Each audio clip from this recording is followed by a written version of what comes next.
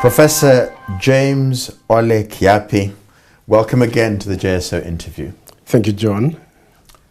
Professor, when we last spoke with you as a candidate for the presidency of this country, I put it to you that the odds were stacked against you and that you had no chance in hell of winning. What would you say to me now?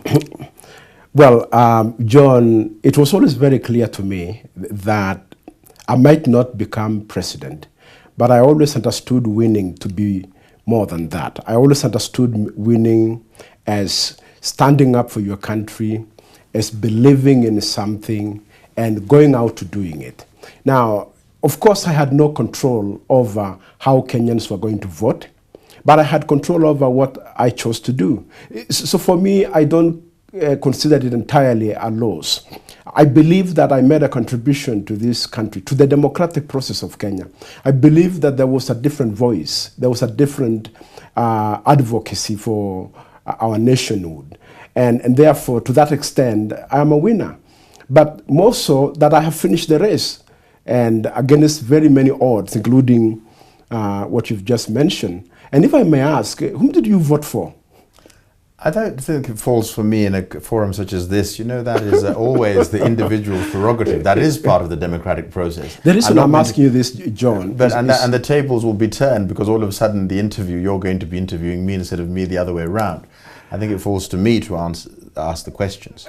Yes, yeah. and the reason I was asking the question is because I'm really proud of the 41 plus thousands of Kenyans who voted for Ole Kiyapi, even though they knew, because the polls said everything was so, the signs were out there.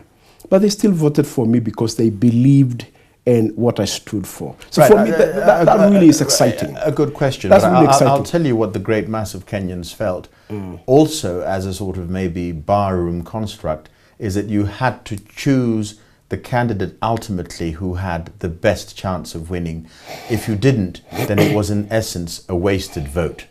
And candidates like yourself perhaps fell in the wasted vote category. And it is that construct that I was telling you we must change.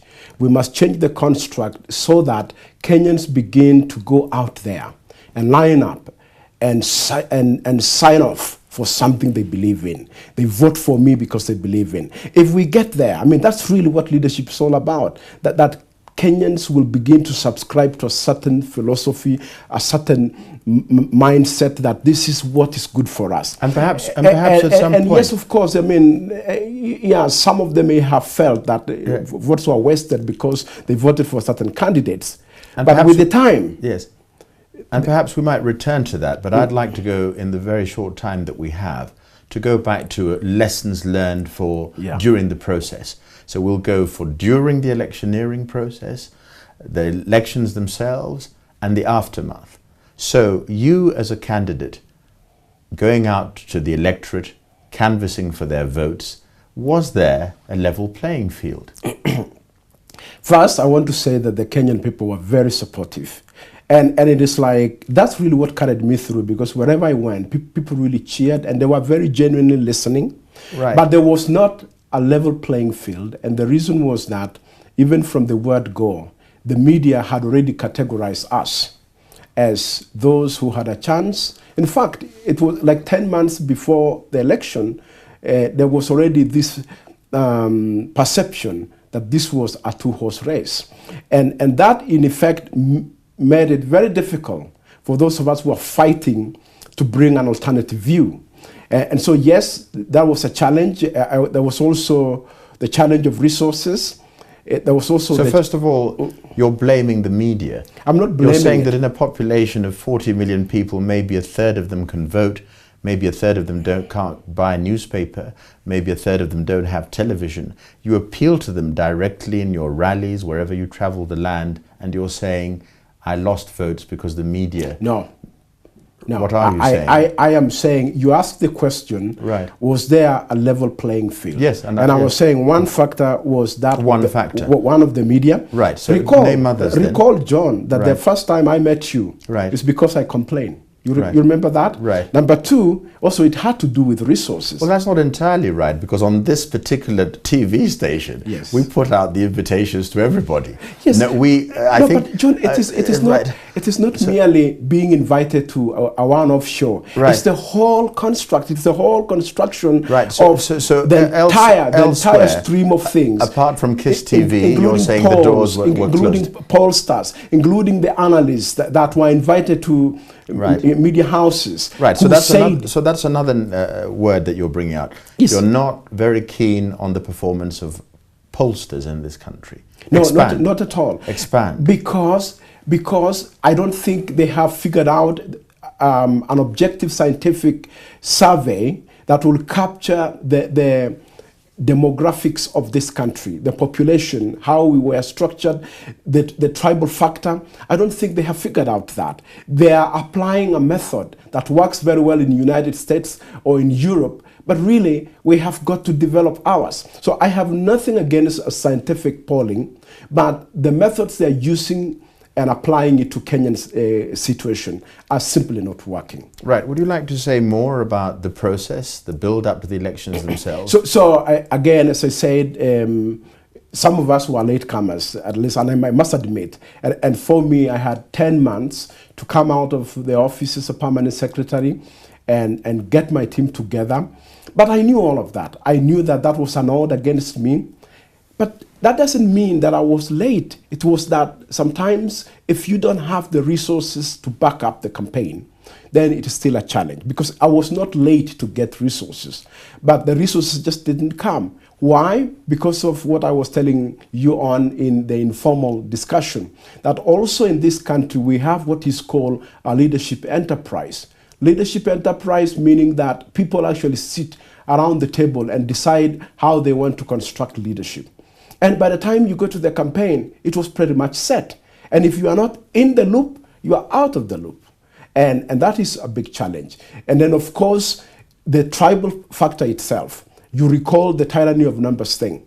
Unfortunately, the Kenyan people themselves, and this is really something we have got to confront. So you're saying never in our lifetime will there be a Maasai president, because you're Maasai. And you're saying poor us, we're a minority, if the Kenyans continue to vote the way they voted, I can assure you, in our generation, it won't happen. If the Kenyans just do what they did last time. However, I have hope that the young people, a lot of young people are frustrated by what happened. The young people might change this. Let me tell you this. 5 years before the election, there was a very strong discussion or narrative in this country, where Kenyans were saying they wanted change, they wanted new people, they wanted new leadership, they wanted something different. And that's what excited some of us.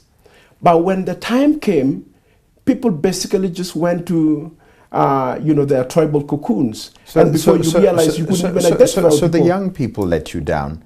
Young people, they led the battle on social media like Facebook. People hurling tribal abuse. That was the work of young people. I think that the young people... And let's go further. The young people had a choice. They had a very young candidate in Peter Kenneth. They had a female candidate in Martha Karua. They had a minority candidate in you. And they had what you might say an unexpected candidate in Dida. And you would be the first to acknowledge that Dida got more votes than people who had more money than he had. So the money thing isn't quite working for me. No, I think that if you look at the voting pattern, and I really want you to see where my friend Dida got the votes from, but I want you to look at the voting patterns, and then you will answer that question. But let me come to the point of young people. I think the young people let down themselves. They didn't let me down, they didn't let Peter down, they let down themselves, because one, all along, they wanted the change represented by this so-called the fringe candidates. That's the change they wanted. But towards the election time, they just got lost with everybody else. You're the analyst. Pardon me. You're the analyst. Under whose influence? Who is forcing me as an individual to behave the way I'm going to behave? Am I going to get a letter from my mother saying vote tribally? Surely not.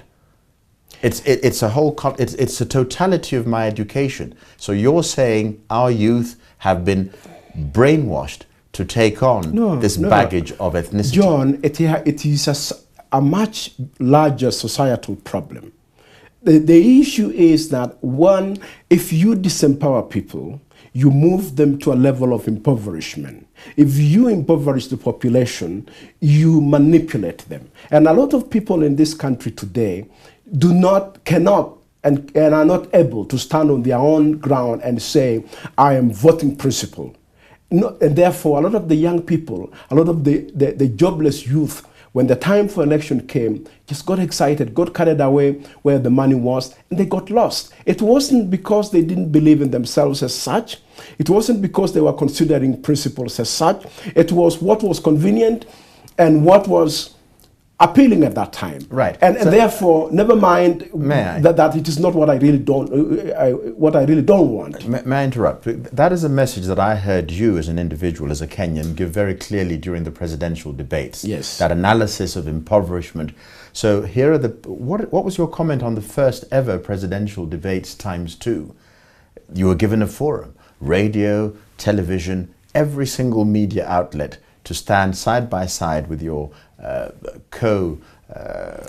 competitors. Yeah. And you gave that message. So in other words, you told the youth, watch out, don't follow the money, yes, or take the money, but still vote correctly. Yes. And people didn't do that. Yes. So in essence, you could be accusing the Kenyan electorate very sophisticatedly as being immature, not ready for democracy. We're not ready. I don't think democracy is a one-off thing. I don't think it took about 200 years for America to be where it is today. I do think that where we are today, we are better off than we were 10 years ago. But what it means is that as we build institutions and as we continue this message, and as a lot of Ole Kiyapis and Didas and Mathers and Peter Kenneth come out, contest the presidency, that will force until we create a critical mass. And until we create the critical mass, then unfortunately, yes, there is still a sense in which we are behind.